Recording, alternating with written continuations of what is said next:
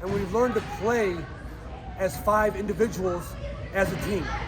It started out against Mannheim, we were probably individuals, and ever since that loss, they have made it a point to work hard in practice, pretty much live Elm basketball, and turn it on when we need to turn it on. Obviously, our defense helps us, pressuring the ball, and it just leads to offensive scores.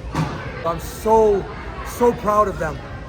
They worked so hard to get to where we're at, and as far as the tournament goes, we got 2 more games.